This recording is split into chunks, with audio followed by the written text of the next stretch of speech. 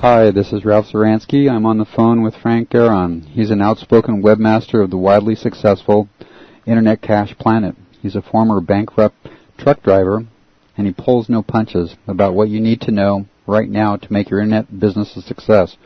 Frank treats his readers like family, going out of his way to help them any way he can. He's got a great newsletter, and I've been a subscriber for a long time, and it's just like conversing with a friend. I've had the opportunity to listen to Frank at a number of different seminars that I've taken photos at, and Frank really lays it on the line and tells people in a straightforward, simple way on what they need to do to be successful on the Internet. How are you doing today, Frank? Hey, Ralph, I'm doing great. Thanks for having me here, and I'm looking forward to help getting the message out to your people. Well, I really appreciate you taking your valuable time to answer the hero questions, and I wanted to ask you the first one. What is your definition of heroism? Well, I probably have two different definitions. One, heroism would be anybody that does the right thing under any circumstances without seeking any reward, just because it's the right thing to do. In today's day and age, it is kind of heroic when people stay the course and do the right thing without any gain or without anybody watching them. And I think that is heroic, because day to day we face challenges that test our spirit, our strength, and in reality our soul. And every time each one of us comes back with the right way to treat another person or the right thing to do, even if it causes us a little bit of trouble to do it, I think that's something to be celebrated and recognized in some way as heroism. The second way I would define heroism is anybody that overcomes adversity in their lives and remains positive and optimistic. I'd also like to combine that with somebody that, I mean, obviously, the standard definition of heroism is, somebody that lays down their life or puts their life in jeopardy, to help or save somebody else. So I don't know if that's 2.5 definitions, Ralph, or 3, but it's a little bit more than the 2 I promised. Yeah, well, that really covers the spectrum of heroism. Did you ever create a secret hero in your mind that helped you deal with life's difficulties? Well, I guess one way of answering that is to say my grandmother on my mom's side was my hero, my role model in life. She raised a total of 5 kids on her own, had 2 husbands. The first one got stabbed to death in front of her. The second one was a drunken bum. And this was in the 50s, 40s going into the 50s, that she had to deal with all this. She kept the family together, kept the house, kept the kids together. One daughter died tragically. Another son died, and the third son's been institutionalized most of his adult life. Yet she always smiled. She always had a kind word. She never really complained, even though she had more reason to complain than 100 other people I know. And she was awesome to her grandkids. She was supportive and understanding right up until the bitter end. So her and maybe to a little lesser extent my grandparents on my dad's side, those are my heroes. I prefer real-life heroes rather than, sports figures or Hollywood heroes or whatever. Yeah. Did you ever create a secret hero inside your mind? A lot of times people go through difficulties in their lives and they develop what I call as a right brain hero, a character inside their brain that's always encouraging them and telling them that they can be successful and overcome difficult obstacles that everybody has to face. I would have to say I haven't done it. My conscious mind is too busy yelling at me to keep me on track. There's probably not room for an imaginary friend in my brain right now, Ralph. Well, what is your perspective on goodness, ethics, and moral behavior? I'm a big fan of all 3. Uh-huh. Can't get enough of them. How would we define it? Well, what is my perspective? I mean, it's like the right thing to do is the right thing to do, and that's why they call it that. It is the right thing to do. And I mean, I can only worry about myself and where I'm headed, and what I'm teaching my 2 kids. My son's 4.5, my daughter's 19. And my thing is, no matter how big I am on the internet, no matter how much money I make, no matter where I go business-wise, none of it matters if I'm not good and kind, if I don't have ethics, and if I don't conduct myself morally. So I think my perspective is I try to live every day was keeping that in the forefront of my mind, and I wish I could say I wish I could say I do a better job at that than I'm currently doing. I mean, we should always seek to strive to do better, but I'm concerned about it, and I want to live it, and like I say, I know what I'm supposed to be doing. My view is, if you know it's the right thing to do, then you should be moving towards that and working towards that at all times. I guess that's the best way for me to define the way I view myself, and I do. I hold myself responsible. I hold myself accountable. Not only to myself but to God, because I'm gonna be pretty disappointed if I fall over dead tomorrow and I get yelled at for not doing as good as I could. Yeah. I'm always looking to do better, and I'm honest. I'm not perfect. I am fallible. I do need improvement, and that's why I really don't judge other people. And I guess that's why I'm able to treat my readers so good, because I know what I feel and I know what I go through. Yeah. And maybe I have a few extra breaks. Thank God for the internet. I'm well connected. I taught myself how to have a mind for business. I'm home full time. People come to me with opportunities. So I'm able to take advantage of things that maybe in some ways the average person can't. So I figure if I'm having challenges and problems and obstacles in life, then people that are just getting to where I'm getting or not quite there yet must have even more. And again, why not have compassion and understanding for them? And plus, on top of it, getting out of spiritual mode and getting into capitalist mode, quite frankly, if I don't treat everybody else right, they have no reason to do business with me. And as we spoke privately before this call, I'm here for the money. I am here for the money. I'm here to get a few million in the bank, take care of my kids, make sure that I'm set for life, and then I'm off to do charity work, volunteer work, and philanthropic work. That's where my heart's called. That's where I think my true fulfillment in life is going to lie, and I definitely feel called to it. So I need cash in order to be able to do that. Yeah. And how you get cash is by serving other people and doing the right thing. So even if it didn't come naturally for me, which thank goodness it does, from a business standpoint, it just makes a lot of sense.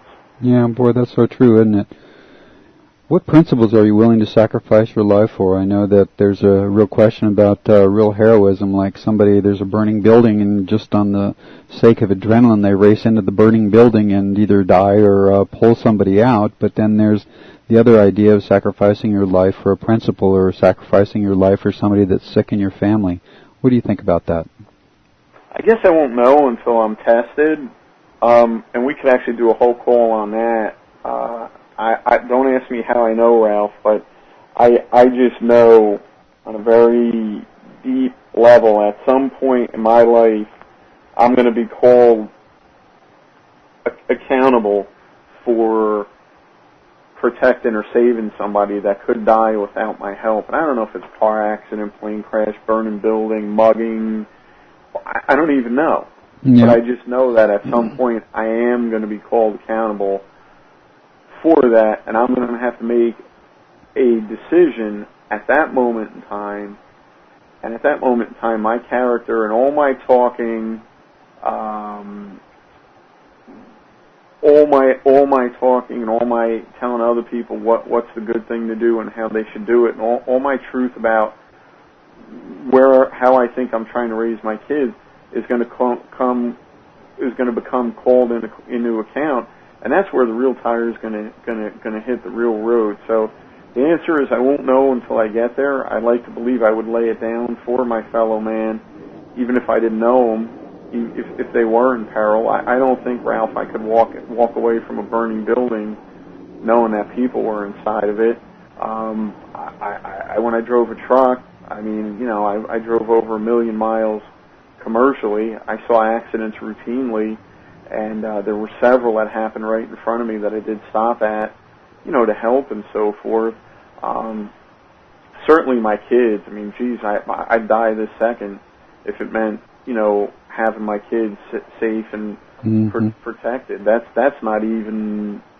I mean, that's automatic. That's the most primitive sort of brain function I have, is to protect my kids, and then to protect my views and my beliefs. I mean, I don't know. I'm pretty opinionated.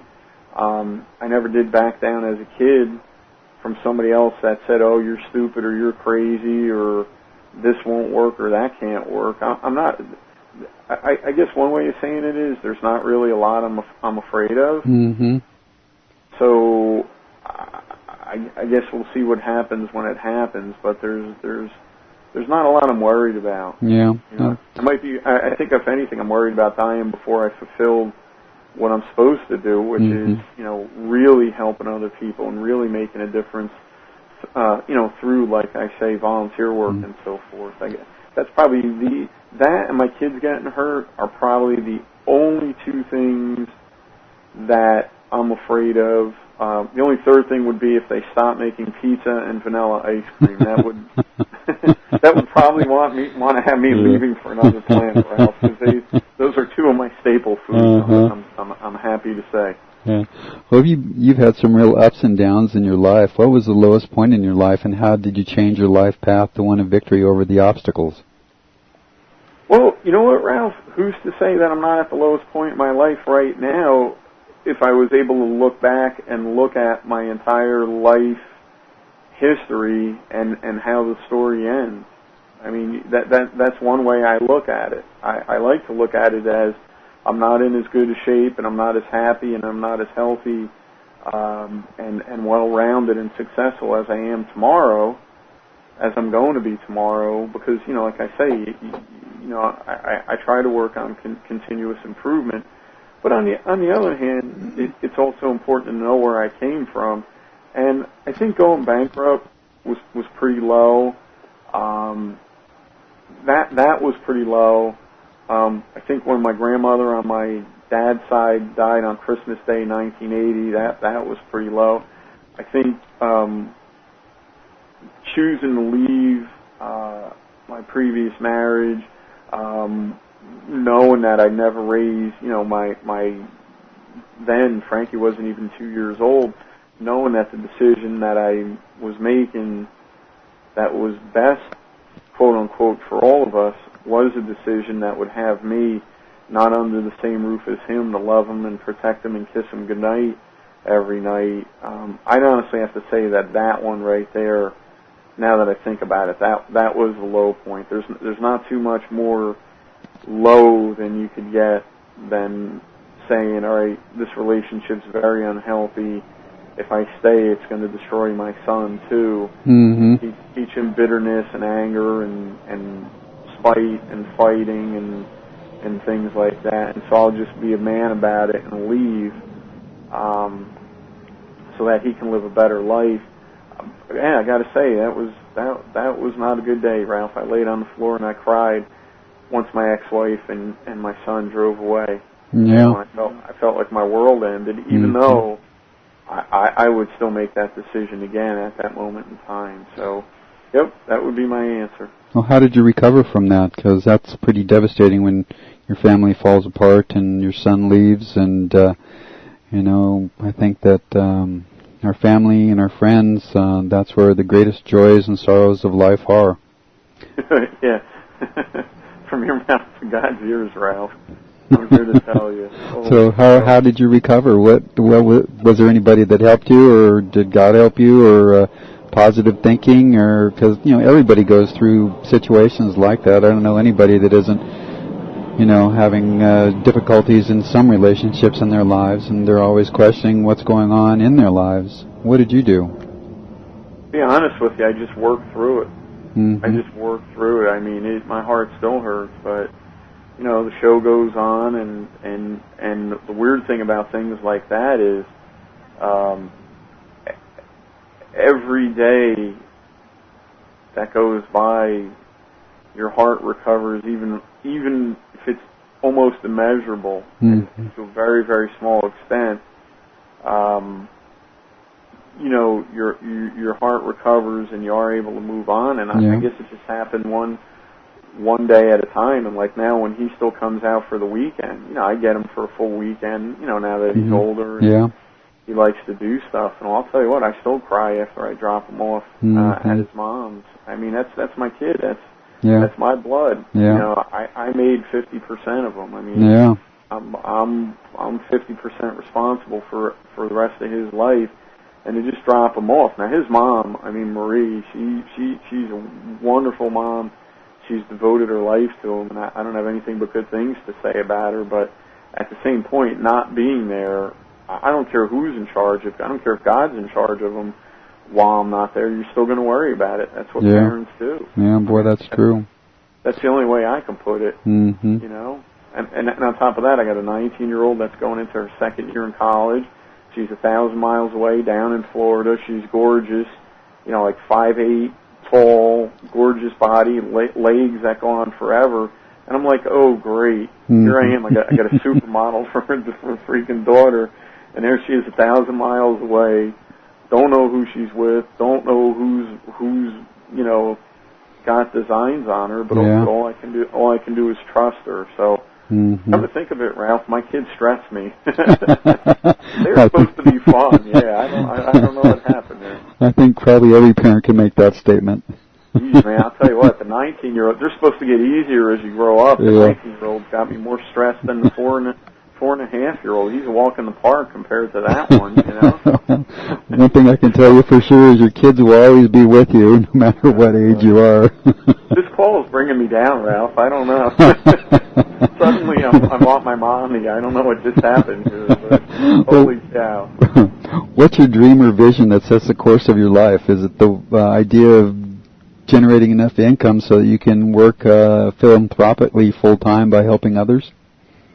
Oh, absolutely, yeah. Yeah, well, I guess threefold. Number one would be, my dream would be to finally get to some point of homeostasis where I feel like I've gotten the whole kindness and do unto others and golden rule and do the right thing down to a science. In other words, that it's automatic. You know, I have to say right now I still walk in this world, so I'm definitely not perfect, and I would absolutely like to do better. So that would be number one. I'd love to get to that point. Number two is I would like to get to the point in a relationship, you know, where it was healthy and loving and productive and everything was talked out and dealt with honestly and openly, rather than either via yelling and anger or even via emotionally shutting down, because to me that can be just as deadly. And then the third thing would be, you know, to have that kind of money to where I've got millions in the bank and I can just cut a check for some kid in the inner city that's getting good grades, but he needs to get out of the hood, or you know, there's a village in Paraguay that just got washed away in a mudslide. You know, I'd like to cut the check and say, here, people, do what needs to be done. You know, and I think out of everything, being able to do that would probably take care of the other stuff. You know, because if you're in a position to give like that, I think the universe is going to give back to you, and you'll reap so much more than you give. So if I can only pick one of the three, I think it would be serving other people. Because really, without that, I mean, you could be Simon Legree, and what do you have? I mean, I've been alone at Christmas, and even though I had a few options, I chose to be alone, and even by choice, that stinks. I would never want to be in a position where money meant more, you know, more to me than people. You know, on the other hand, you know me, and you know I'm a capitalist, and it takes money to make money, and it takes money to make changes. So I'm absolutely not money adverse, but you know, and I don't particularly want to be poor, and I hope I'm never poor. You know, I like being comfortable just like the next person, but you know, I guess it's the serving and the wanting to help people that if that costs me money to be able to do that, hopefully I'll be okay if it ever hits. You know, I'll be okay with that fact if it ever hits that point. You know, everybody experiences setbacks and misfortunes and makes mistakes in their lives. How important is it to have a positive view of those things? I might be the wrong person to ask, Ralph, because sometimes I still get down and frustrated. I'm like, well, that's human. Me too. It's just when it rains, now it's going to start pouring. Awesome, you know. I'm like, freaking A, can't I get a break here? You know, I mean, I don't know that I'm the most qualified to give that advice, but. Well, how about being an optimist? What do you think about being an optimist? Yeah, I can tell you what I'd like to do and what I do sometimes. Is to keep moving, keep trying, and you only fail when you quit. That much I can honestly say. Yeah. You only fail when you quit. And I mean, I've gone bankrupt, had tax issues due to the marriage, that are only now being settled, and still aren't totally settled, you know. There's just things that happen, and my thing is, if I quit now, number one, that's pretty stupid because I don't know how the story ends. And number two, it's like, well, I came this far. Why would I bail now? You know, it's like, well, it's decent now, but I want to get to great. So quitting now, I would have had a decent life. By keeping on moving, I have every chance of having a great life. And again, I don't mean that in a selfish way. I mean just being honest, and I define great as fulfillment of the goals that I seek to achieve. So I'm just like, okay, well that kind of stinks. And I'm using, you know, words you can use in public here. But then I just keep going. I'm like a human cockroach. You're not going to kill me. You're not going to keep me down. Drop 1,000 bombs on me, baby. I might need to recover a little bit, but I am not going down and staying down. Personally, I refuse to anymore. I refuse to. Well, you've changed to a lot of different paths in your lives, from going from truck driver to MLM to the internet, and you know, an assortment of all the different types of business opportunities that are out there. Does it take a lot of courage to pursue new ideas and new business opportunities? I would imagine in some circumstances it does. However, truth be told, in my case, most of it was for capitalistic type reasons. In other words, when I left truck driving and got into, you know, network marketing, first, that was the first arena that I dabbled in. I still do have a residual income from that. Quite frankly, it was for capitalistic reasons, and the fact that here was a way to get out of a job that I was going to wind up strangling my boss at if I stayed there. You know, so it was. I wish I could say that took courage. But maybe another way of saying it was it took faith. And I've always kind of just left. I don't know how much maybe, you know, that's a rhetorical statement or a chicken and egg statement. Does it take courage? Does it take nerve? Does it take bravado? Are they the same thing described, you know, worded differently? Are they, you know, is that courage? Is it something on a more primal level? Is it something you don't think about? Is it your inner voice or something spiritual guiding you? I guess on that one I really don't know, but I definitely knew there was opportunity moving forward, and I definitely knew there was not opportunity staying put each time I made a move. And there's not many moves I have regretted. I won't even say the marriage and the divorce, because if I had never met my ex, I never would have had Frankie. So all the pain that I went through there, if you said to me, hey Frank, you don't have to go through that pain, and maybe you'll marry this girl and have a happy family instead, and whatever, but this particular child won't be born, I guess I'd still go through it again. I honestly wouldn't even have to think about that. So I tell you all that to say, some of it's courage. It has to be courage, because anybody that moves or makes changes has to deal with it courageously on some level. But I want to be upfront and say I was also there to make the money. I was also there to make the creature comfort improvements, and I was also there to better myself, better myself financially. So do you think it's important to have courage to believe in your dreams, that they'll eventually become reality? Because a lot of times the people around you, they try to kill your dreams, and they're sort of locked into where they're at, and it's just incredibly hard for them to move anywhere. And you have dreams, whether they're caused by, your life is so miserable that you got to make changes, or the opportunities look so great that you can't not help but make that change because you want to have a better life. What do you think about that?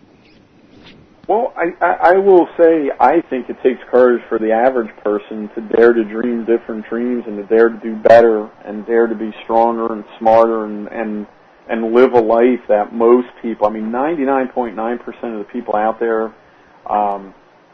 in the world are going to tell you you're crazy for doing this, and the internet's all scam, and it's network marketing's a pyramid scheme. What are you, one of those spammers, or do you own a porno site? All the stupid things people say instead of not saying anything, or instead of saying something supportive. It takes courage to face all that and to keep moving. And that's one thing I try to keep in mind, Ralph. I got to be honest. I'm a little bit more stubborn, and I'm a little more opinionated than the average person. At least I feel anyway. So when I was driving a tractor trailer, and I'd hand somebody one of my tapes that I was listening to or whatever, and I'd say, here, check this out. Here's what I'm doing. Here's what I'm into.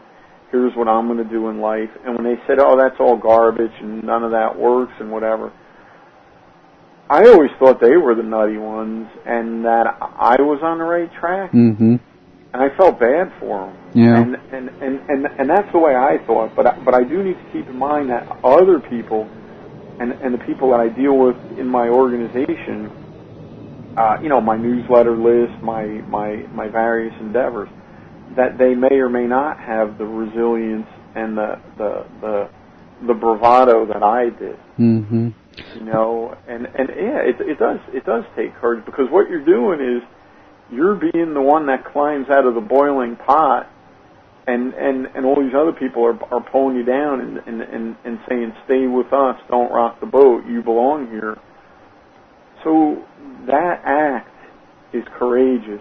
And I will say for the men listening to this, buying another, ebook, downloading another product, going to another conference, taking one more swing at it, knowing that you're going to have to show your wife the credit card bill, that, my friends, is courageous as well. Boy, isn't that the truth? Well, everybody is affected by doubts and fears. Some we create on our own, and a lot of them are put into our minds by the people around us. How do you overcome your doubts and fears? Continuous immersion in self-improvement material, combined with surrounding myself with other people that are of a similar mindset. You really do have to leave this world in many ways to move forward with what you want out of life. You've literally got to detach and depart and disengage from the quote-unquote real world, or I tell people the civilian world, in order to move your life forward, because your friends mean well, but forget about it. They're going to say, don't do this, do that instead. You're no fun. You're a party pooper. All you do is this, blah, blah, blah, blah, blah, whatever and whatever. All those things take inoculation and immunization. And if you don't do that, and if you don't motivate yourself, and if you don't stick with that, it's never gonna happen for you. And how I did it, I was very fortunate to find one person in particular, and that's a fellow by the name Guy Finley, Guyfinley,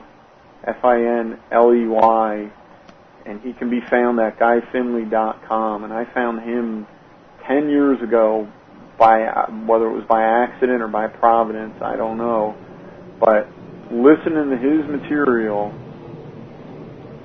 and to hear that other people thought like me, and to hear that I was on track and that I wasn't crazy, and that there was another path. There was a path of peace and a path of positive thinking and a path of saying no. I don't accept what other people tell me I need to accept, and I'm not living that life. I can actually design my own life. That was crucial and critical to me. Then I've since found two other extremely helpful things. One is Centerpoint, and that's at CenterPointe.com. And then the third one is Dr. Robert Anthony. I don't actually have a URL for that one handy, but those three studies, or those three journeys, Guy Finley, Centerpoint, and Dr. Robert Anthony, if I took those in the Bible, because for me, whether I'm religious or not, you know, I got to say, I probably come down right in the middle. I'm aware of, I believe in God, but you know, I also get angry with him at times and don't necessarily always do what I should. So I won't say that, you know, I'm not going to tell everybody, you know, oh, follow my way, follow my path religiously. But I will be honest and say that no matter what you do, if you listen to Guy Finley, Centerpoint, and Dr. Robert Anthony, whether you're, I don't know, a hedonist or a Christian or, you know, Protestant, Orthodox Jew, whatever, it does not matter.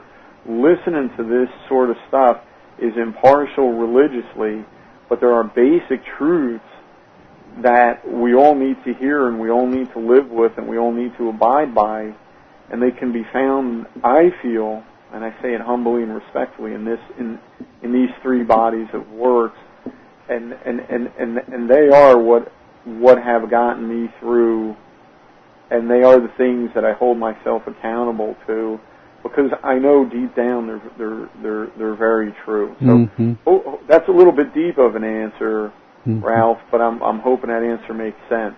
Yeah. It's important, I think, probably, and what those guys say is that it's important to forgive others who upset, offend, and oppose you, since there's always people that seem to be antagonists in our lives. How important do you think it is to forgive others that offend us? Well, let me say that I know it's important, and I know it's necessary, and I also know if you don't do it, all you're doing is giving yourself a bigger problem by keeping the anger and the rage and the hurt in your heart. Then you are hurting the other person that you're holding that grudge or problem against. But, you know, Ralph, I like to think of myself as very forgiving, but I you know, I'm up against a couple things right now where I am hurt and I am angry and I am upset, and I got to be honest with you, I know I'm not doing as good a job as I should be doing. I'm just not, because I know me enough to feel me inside, and I am not doing everything I need to be doing in order to be, you know, bettering my life and myself and my way. I'm just honestly not doing it right now, and you know, I'm disappointed in myself. But hey, you know what? I'm hurt. What do you want from me? You know, that's true. Well, it's a daily challenge, I think, even a moment-by-moment challenge, just to do the right thing. Some days it's just overwhelming, and there's just nothing you can do. No amount of prayer, positive thinking, or anything can just pull you out of the doldrums. But, you know, the good thing is life will change. You know? Well, that is true, and I've kind of backed myself into a bit of a corner here, and I'm probably just as frustrated at myself as anybody else, because I'm also not a hypocrite, and I think we have free will, and I'll say this, we all would do a lot better if we just held ourselves accountable for the decisions that we make and say, yeah, you know what, that was a dumb decision, I won't do it again, but I've learned from it, and I'm going to love myself enough to forgive myself. I can tell you this, I'm a million times better at forgiving other people than I am forgiving myself. I still beat myself up over things I did 20 years ago, and I guarantee you that's got a bad effect on my life. And again, Ralph, I tell people this because I am not a hypocrite. Yeah. You read on my introduction. Yeah. I am right up front. Mm-hmm. I'm very direct with people, and I tell people like it is. Yeah. I think a lot of us could learn to forgive other people better, yeah. but I think probably our biggest problem is we don't forgive ourselves fast enough and quick enough. And I know for a fact that I don't forgive myself. I'll make a mistake, and maybe I had good intentions, or maybe I meant well, but I'll still say, you know what, Frank, you're an idiot, you're stupid, why did you do that, why, whatever. And this is a guy that makes, very good six-figure income a year. This is a guy that on paper has the world by its tail. Yeah. And I'm feeling these things. Yeah. And it doesn't matter whether you're a millionaire, because I know millionaires, and I will be a millionaire in the next few years, or if you're dirt poor, because I know people that are dirt poor. Mm-hmm. Everybody feels this, and everybody hurts, and everybody on a base level feels the same emotions. Yeah, and, I agree. I recognize that, and I know I need to do better. Yeah. Well, do you experience service to others as a source of joy? I know that when I first approached you about the Heroes program back at the big seminar in Dallas, you were one of the first persons that said, yeah, anything I can do to help out, just let me know. Well, I think that probably came through on some of my other statements, so I won't get into it, but I have to say that the three joys I would most like to experience in life would be seeing my kids and hopefully grandkids grow up to be moral and just people that contribute to society. That'd be number one. Number two is experiencing the kind of romantic love that I've always dreamed about. And then, because I'm a mush, I cry at chick flicks, Ralph. I got to tell you. You put on, So do I. I'm this big manly truck driver. I'll kick your butt, and I can get out of a bad situation either through brains or hustle. Mm-hmm. But you put on terms of endearment or beaches, and I'll tell you what, man, I'm tearing up. I'm tearing up. And then the third thing is, service to others. Evidently I have what I need, and how I know that, and I'm talking physical possession-wise, is because the more physical possessions I buy, the less content I am with the spiritual aspect of my life. Mm-hmm. So what that's telling me, now that I'm old enough and wise enough to listen, is that possessions don't equal happiness. So what I need to do is go back and retrace my steps and say, okay, if buying things and pampering myself and watching out for number one most of the time and making sure that I'm taken care of are not making me happy. And as a side note, I'm not saying ignore yourself and, I'm going to donate my house and my entire internet business to charity and live off the street and God will provide. I guess I'm not that brave yet. But what I am saying is, obviously buying things isn't bringing more true joy and inner peace to my life, then something else must be the thing that will do it. And the only thing I can figure out is spirituality and living according to the spiritual, moral, and religious guidelines that I personally believe in, combined with doing the right thing and serving my fellow man more than I am. That's and I'm looking at it like Mr. Spock. I'm looking at it logically. I'm looking at it, from every which way I can figure. And all I know is the money thing, we're rocking and rolling. The other things, we're rocking and rolling. But if all that has not gotten me to a point of bliss or zen or at peace with the universe spiritually, then we need to drop back and punt and reevaluate and say, what else could the answer be? Mm-hmm. Well, what place does prayer have in your life, the power of prayer? Do you pray? I have to say I don't do as much as I should, and I'm probably just like everybody else. I pray more for me getting what I want than, probably other things that I should be focusing more on. Mm-hmm. So again, do I pray? Sure, but is there room for improvement there? Mm-hmm. Absolutely. And is it routine and is it every day? No. Would I like it to be? Yes. Yeah. Well, how important is having a sense of humor in the face of serious problems? I know, being an emotional person like you, my wife's very similar, and you just take the cares of the world and the hurts of others just onto yourself, and sometimes it's either laugh or cry. How important do you think that humor is? Well, I'll say it's so important that I really think that and sheer bravado are the only two things that have kept me alive. Mm-hmm. Other than your grandma and I think you said one other person in your life, who are the heroes in your life now, or who were the heroes in your life? I know you talked about your grandma. Who are the heroes in your life now that you want to give credit?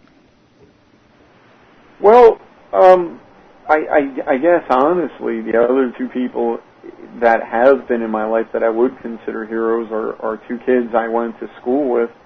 One kid, Al Galashevsky, sat in front of me in homeroom all the way up until he either died in junior high or high school, and I can't remember now, but he went through cancer and chemo and being different from all the other kids and being sick and missing classes, and while he should have been listening to Van Halen's first album and playing hockey, this probably was about 19 or 1980 or so. While he should have been doing that and celebrating life, he was facing death, and he did it with dignity and courage, and helping other people understand what it was that he was going through, and he taught me how to be happy even when things were absolutely without fail going to go bad. I mean, there's no getting out of this. You're sunk, and yet you can still be happy, and you can still laugh, and still have some sort of spirit and zest for life inside your heart. And then the same thing with my friend Stu. When they closed my school in 4th grade and shipped us across town to the other school in 5th grade, Stu was the kid that welcomed us and made us, we were the Hilltoppers, and they were sort of like the Kennedy Park kids. Those were the different, neighborhoods. He was the one kid out of the class of 30 that made, say, the 10 of us that were transplants feel welcome. And he was very friendly, very, very good kid. His mom and my mom were, the class moms in 5th grade and all. And then later in life, he got, I forget if it was meningitis or encephalitis, but they had to do brain surgery. They took the top of his skull off to work on him and relieve pressure and everything else. And he was never right after that, and most people disowned him because he had a head injury. He was short to anger, didn't always make, good judgments, and didn't take care of himself. But deep down, he was the same kid. And he also taught me courage and dignity because he kept on going. And he forged new friendships, and he had dreams and interests and plans for life, even though unfortunately it didn't work out that way, and he died in his early 20s.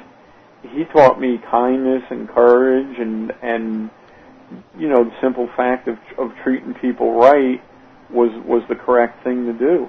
So it's, my grandma and those two school kids taught me more about life than probably most everybody else ever has. Mm-hmm. Well, why are heroes so important in the lives of young people? I guess because today, based on what I know, young people really don't have a lot to look forward to, sorry to say. It's definitely not as fun as it was when we were kids. Mm-hmm. Yeah. You got to worry about AIDS, getting stabbed, other kids shooting school, terrorism, pollution, just all this crap that is just that no child should go through, and music's not even as good. I mean, it's violent and destructive, a lot of it, and losers, you know, that beat their wives and treat people like garbage are held up as heroes, sports figures, movie stars, musicians, and whatever, and so, like, what does a kid look up to these days? And I think more than ever it's important to have heroes, because if you don't have goals and dreams, what else is going to keep you alive? You know, and I'm 40. If I didn't think tomorrow was going to be better, and if I didn't think I could do better and be better and have better, the honest question is, what in the hell am I still alive for? Why not end the pain, right? Well, do you think there's any heroes in our society today that aren't getting the credit and the recognition they deserve? Well, yeah, obviously, just like I talked at the beginning. I know that the day-to-day heroes, the people that do the right thing, the people that, you know, I have a friend whose mom is dying and dad is elderly and infirm himself, but he's busy taking care of her and trying to keep her home.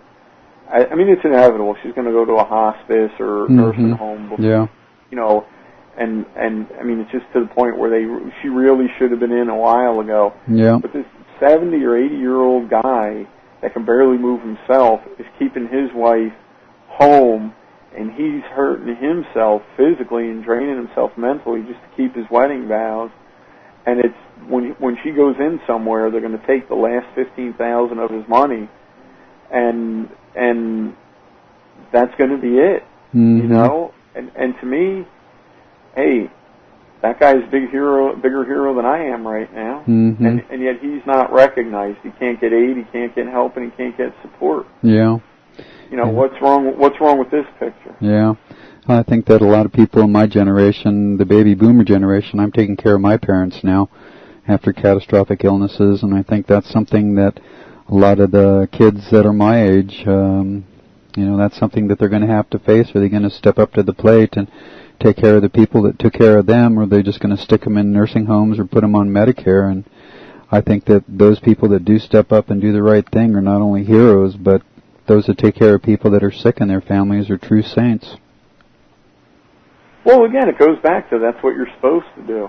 I don't know how society started thinking that was an option, you know, that you didn't have to do, you know, things and you know, oh, well, hey, she gave birth to me and I didn't ask that. You know, I mean, I definitely have a strained relationship with my parents because I'm independent, and I'm definitely different than my mom and my dad and my sister.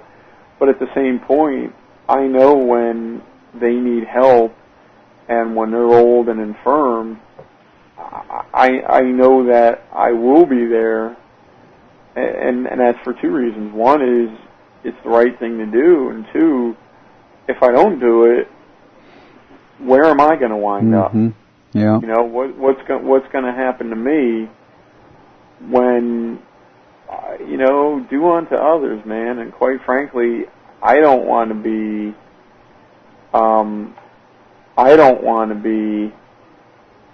70 and have my kid feeding me dog food and abusing me and you know, this sort of a thing. Well, how does it feel to be recognized as a hero yourself? I know that a lot of the people that I've interviewed, some accept that they are heroes because they have a ability to know that they are helping others, and some people are just straightforward like yourself that struggle with the struggles that everybody goes through, but a lot of people just won't admit it. I think that even though we do go through all those struggles, the reason why I selected you was that you are honest about the struggles that you're going through, and yet you still help other people that are struggling to achieve a better life. So how does it feel to be recognized? Well, I guess the way to say it is if it helps other people feel better about themselves and motivate themselves and keep themselves on track and see that they can do better and be better and have better, then I'm okay with it. But as far as personal gain or how does it make me feel personally, I take pride in my work. I take pride in that I've made it from bankrupt truck driver to 6 figures a year. And quite frankly, the only reason I went bankrupt was because I was dumb and didn't manage my money. I mean, I don't know how heroic it is to bounce back from that. I mean, I suppose it is, and I suppose I could have let it keep me down and so forth. But I really don't think I'm a hero. I think I got a lot of room for improvement. Mm-hmm. I think that once you get that much pride that you do see yourself as a hero, quote unquote, I think there's a real risk for losing the humbleness and humility and the willingness to serve others. And I mean, Ralph, the internet could blow off tomorrow. What would I have left? I mean, this is how I make my living. Yeah. No, you'd have all the friends that you've made. Yeah, well, so then that's got to be what's heroic about me, if anything, is that I've been nice enough to other people that they value me enough to keep me in their lives, even when they're busy and thousands of miles and sometimes continents away. But even then, is that heroic or is that just doing the right thing, Ralph? I mean, you can make the case that everybody's a hero. You can make the case that nobody's a hero. It's all in how you look at it. I really don't. I have an ego in the sense that I'll compete and I'll try to do my best because I think you need to have that in business. Yep. But I don't have an ego as far as, are people looking at me and thinking good of me and are they looking up to me? I could give a rat's patoot about that, to be honest with you. That's meaningless to me because that can all be taken away literally in a heartbeat. Yeah, that's true. Well, my definition of a hero is somebody that helps out at any moment in their life.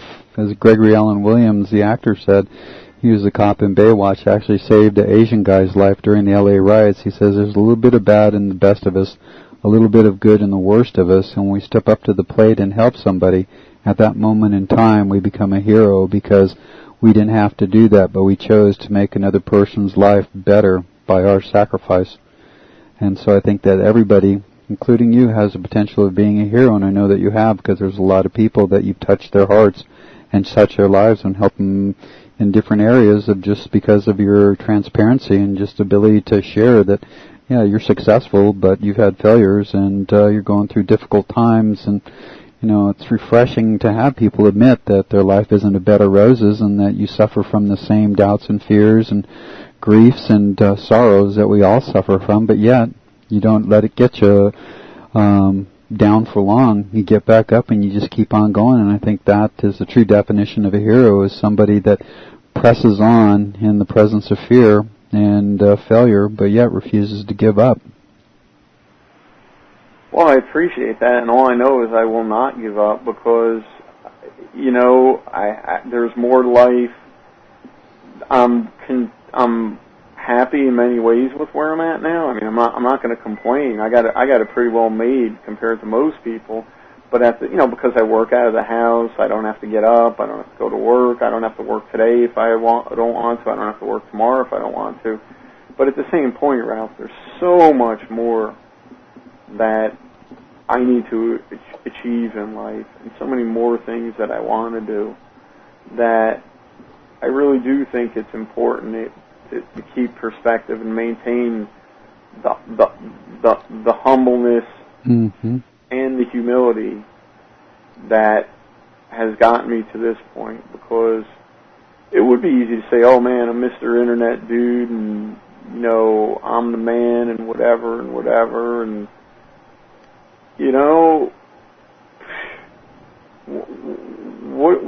where does that get anybody? Where's that getting myself, and also where's it getting the people that I'm trying to serve? Yeah. Well, I think that it's important that people look at individuals' lives and see them over a time period and see how they react to the ups and downs that everybody has. And I think that it's inspirational for everybody when they see others that they have that desire to do more, to be more, to help others to a greater degree. And that's what the Heroes program is all about. What do you think about the Heroes program and its impact on youth, parents, and business people? Well, Ralph, I think it's great what you're doing, and I think it's a celebration of the average person and a reaffirmation that doing the right thing has its own rewards, and it that you're not alone, and that you can find heroism and fulfillment and enjoyment and satisfaction just in day-to-day events. Yeah, that's so true. I really do. Yeah, because I celebrate the average person. I mean, hey, if you gave me the keys to a Peterbilt or a big white Freightliner tractor trailer, I could drive across the country tomorrow and not hit a curb, not miss a gear, not whatever. I still walk with the average person in very many ways, and if I went back to work driving a truck or working in an auto parts store tomorrow, I would do okay with that because I know what the average guy goes through. But at the same point, geez, Ralph, what a wonderful opportunity we all have here to take advantage of the internet and some of the things we're speaking about. Yeah. And just move up in life. Yeah. Move up in life because, gosh, the internet has been very, very good to me. That's all I can tell you. Yeah. It's definitely been a blessing. It's definitely been a blessing, and I really can't complain because anything I don't like in my life, I could change now, this second. Yeah. And I have a world full of opportunity at my feet, and so to sit there and cry and go, oh, I got it so bad. Well, that's stupid. I'm not sick. I'm not in the hospital. I'm not dying. I didn't just lose somebody in a tube train in London. So, basically just shut up and get back to work, Frank. That's the way I look at it, Well, let me ask you the final question. What are the things that parents can do that will help their kids realize that they too can be heroes and make a positive impact on the lives of others?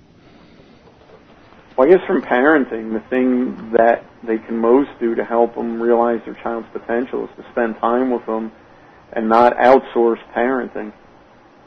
I know we all have to work, and I know we all have to do this and that, and I'm not going to lay claim as the world's greatest parent, but, geez, man, we're going to lose a generation here if we don't do things differently. Or actually, we're going to lose a civilization is the way I truly see it, because we're losing compassion, we're minimizing morality, we're calling people in groups stupid and ugly, and we're encouraging culture that demeans people. And it's just at what cost? I think, and believe me, I'm not a prude or an old fogey. I'm a truck driver from New Jersey. I know curse words probably just as well as anybody listening does. But it doesn't mean you need to embrace garbage talk and garbage thinking and garbage mindset and a garbage lifestyle. Yeah. And it starts with parenting. You're old enough to have a kid. You're old enough to raise him. Yeah. And if you're old enough to raise him, you're old enough to raise him right. And I guess that's really all I can say, Ralph, is by leading by example, you teach your kid heroism. I see people, they work, but they always make their kids games, or they always make their kids school functions. Well, what's that teaching them right there? Yeah, what's that's that so teaching true. them about, about family? Okay, we live in this house because it's closer to the grandparents, and it's got a better school system than the house I would like to move into, and the house that I could afford, but I won't move because it would negatively impact, the family, in spiritual and visibly lifestyle types of ways. So, things like that to me are heroic as well. Yeah, well, I totally agree that the examples of the parents are going to have a big impact on how their kids turn out, that the kids see actions and listen to words and see if they match up. Well, Frank, I really appreciate your time. I know that a lot of people will enjoy this interview because it's rare that you find somebody that is willing to share what's going on in their heart, their fears, their joys, their failures, their successes, and still is able to have a positive attitude and a desire to make the world a better place. So I just want to tell you how much I appreciate your time and what a good job that you're doing.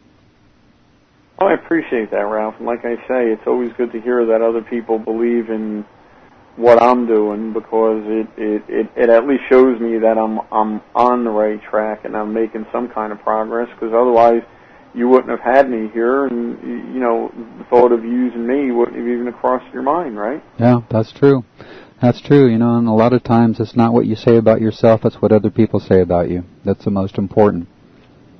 Well, that is true, because the funny thing is I really can't get any bad press, and as hard as I am on myself, maybe if I stopped and thought a little bit more about, the fact that people do business with me, and people love me, and people care about me, and my business is booming. I mean, it's just growing ever stronger. Well, yeah, I guess I'm on the right track, and I guess I am doing the right thing, and I guess I am in the right place at the right time. So I think all of us need to recognize that if you have somebody that loves you, and somebody that believes in you, and somebody that says, you know what, I like being with you, I want to be with you, however we put that, forward, then that's a good place to be. Yeah. That means you're on the right track. Yeah. I think that's why people call you Uncle Frankie, and that you have such success with the people that are in your newsletter list, is because everybody wants a relationship with somebody that's a real person that actually cares about them. Well, like I say, I appreciate that, and I can only hope that I continue to do the right thing, and that I help people and serve others, because without that, I would be embarrassed to show my kids,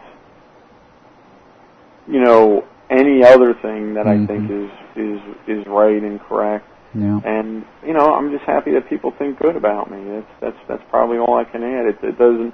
I'm more worried about where my soul's going and what my kids think about me and how I'm raising them. But at the same point, I want to make people happy, and I want to make things work right, and